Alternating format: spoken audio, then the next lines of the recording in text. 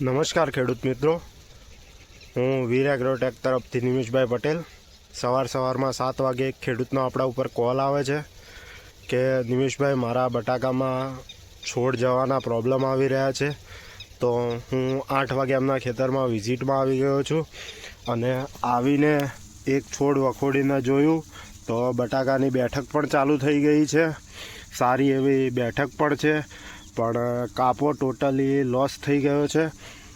કાપો ગળવાના કારણે છોડ બી જાય છે અને થોડો અંદર વાયરસનો બી આપણને પ્રોબ્લેમ દેખાઈ રહ્યો છે.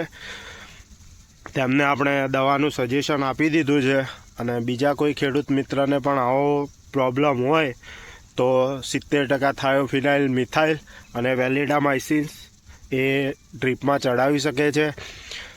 70% થાયોફિનાઇલ મિથાઇલ એકરે 500 ગ્રામ અને વેલિડામાઇસિન એકરે 250 થી 300 ml ડ્રીપમાં અથવા ફુવારામાં ચડાવવાનું રહેશે. બીજા કોઈપણ ખેડૂતને કોઈપણ પ્રકારનો પ્રોબ્લેમ હોય તો અમારો વીર એગ્રોટેકનો સંપર્ક કરી શકો છો.